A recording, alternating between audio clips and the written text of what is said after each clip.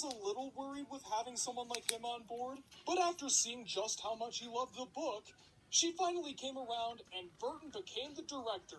Lizzie wasn't the only one who was worried about Burton, though. Warner Brothers wasn't really sure if Burton was going to bring in the money that they wanted. While many of his movies received critical acclaim, his box office numbers were rather unpredictable, and many of the subjects of his movies were pretty niche. But if it was Burton that Lizzie wanted, it was Burton that she got. They also wanted Michael Jackson to do the music, but for a couple of complicated reasons, he decided to drop out. And this was the closest that Michael Jackson ever got to being related to this movie. I'm just saying that because of an urban legend that we're going to be debunking shortly, but anyways, moving on. Danny Elfman was tasked to make the music instead, and when it came to the Oompa Loompa songs, it was emphasized multiple times from everybody involved. Unlike the last version of the movie, which replaced all the Oompa Loompa songs with a generic repetitive song, everything had to be exactly from the book. You could cut some stuff out for time, sure, but it was imperative that Dahl's text was used, and Elfman provided. There was only one catch, though. He wasn't sure if his Augustus Gloop song, the chronologically first one that he made, was gonna be good enough to make it in the final film. But as it turns out, it was. So he got right to making the next song, Veruca Salt, with the same music, rhythm, and style. As expected, Burton didn't like this and told him, unlike the last movie, they're not going to be the same thing over and over. Have fun with it. Create something new every time. If possible, try and make the songs match the characters' personalities. It was a long, albeit fun effort, but the 4 Oompa Loompa songs were written and everybody loved them, especially Mike TV. Even though that one seemed to be the hardest one to make. Guess it just goes to show that hard work pays off. The original writer for Burton's version of Charlie was Pamela Petler. And while the Dahl estate loved what she wrote, Burton did not. Instead, he brought on John August, who he previously worked with before on Big Fish. One of the main instructions for August when he wrote the story was, don't watch the Wonka version. This is not related to that whatsoever, only read the book. And much to August's surprise, he found that writing the first draft of the script was way easier than he thought. Given the complexity of Dahl's writing style as well as how short the book was overall, he was taken aback with just how much everything seemed to flow.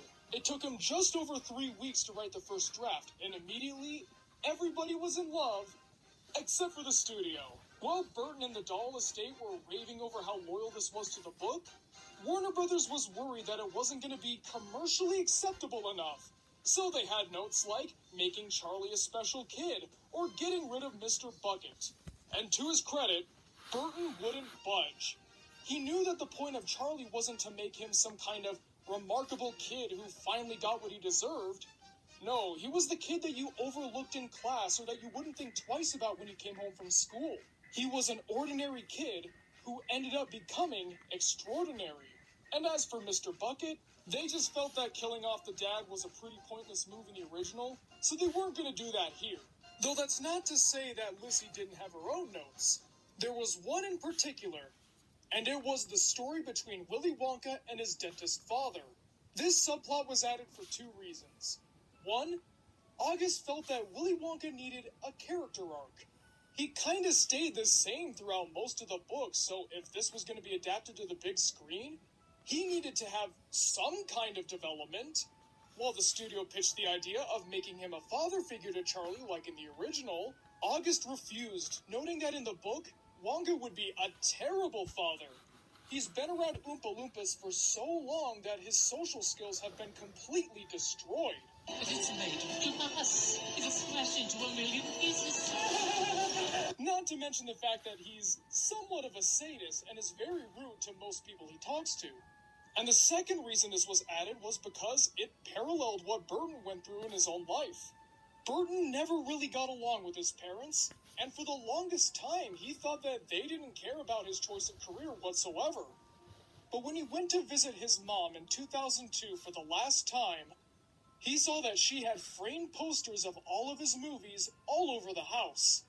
And though this would be the last time they saw each other, this would be the only time that Burton felt that she really cared about who he was. With this in mind, Lizzie decided that this story could stay, and then the script was done. And now it was time to find the cast that would help put this thing together. There were many actors in mind when it came to playing Willy Wonka, including, but not limited to, Will Smith, Ben Stiller, Michael Palin, Bill Murray, Steve Martin, Patrick Stewart, Eric Idle, Robin Williams, and Adam Sandler. But in the end, it was their first choice, Johnny Depp, who ended up being cast. I mean, of course it was going to be Johnny Depp, right? It's a Tim Burton movie. What kind of Tim Burton movie doesn't have Johnny Depp in it? Except for these ones, of course. Depp, like Burton, loved the book and hated the 1971 version, and was all set to make this character his own. And this proved to be a fairly difficult task. Wonka is a rather complex character. He's unhinged, he's very bad in social situations, but he's also a genius who's very thoughtful in the weirdest of ways. A kid who never grew up, but also an adult who's somewhat cynical to the outside world. And Depp wanted this all to be on screen, pretty much all at once. He crafted the style of Willy Wonka as a host from a terrible local children's show who you like at the time, but then later on you think back to and realize, maybe there was something wrong with that guy. The character of Willy Wonka, for me, I started thinking about children's show hosts, you know, those guys who talk, hi, good afternoon, everyone, is everyone happy? That guy. And started talking like, good morning, star shining the earth says hello. So, yeah, there's no Michael Jackson basis in this whatsoever, okay? We clear? Not based on Michael Jackson? We're good? Okay. But can you guess who Burton's second choice for Wonka was? It was Dwayne "The Rock" Johnson, of course. Yeah, I'm not kidding. That would have been something. Also, going back to Depp's love for the book, he was one of the biggest advocates for ensuring that everything stayed true to the story. Depp studied the book religiously in order to ensure that his portrayal of Wonka didn't betray what Dahl had envisioned. He went as far as requesting rewrites for the script, asking that specific lines from the book would be included. That's all fine and good for Wonka, but what about everybody else? Well, Helena Bonham Carter being married to Tim Burton obviously heard a lot about the project, and right away she knew that she wanted in. So she was given the role of Mrs. Bucket. As for her son Charlie, the main character of the film, Freddie Highmore had previously worked with Johnny Depp on Finding Neverland. The two became close, and Highmore was sad that when the movie wrapped production, he might never see Johnny Depp again. But when he got cast as Charlie, this turned out to be a grand reunion. Charlie and the grand reunion, if you will. Shameless plug. Anna Sophia Robb barged right into the casting room and went right up to Tim Burton saying, "Tim, I'm a people person." And right away Burton knew they found their Violet Beauregard. Philip Wybrots didn't speak English, and he only learned it for this movie. Originally, he auditioned as a joke. But as he would soon find out, the warm energy yet also uptight snootiness that he brought to the character won the casting directors over, and wouldn't you know it, his joking ambition became a reality.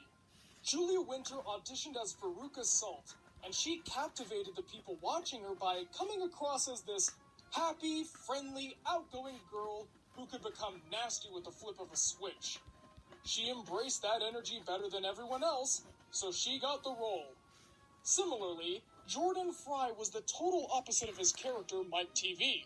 Despite being a naturally upbeat and energetic person, when it came time to read for the role of Mike, everything changed. He became bitter, disillusioned, and uninterested in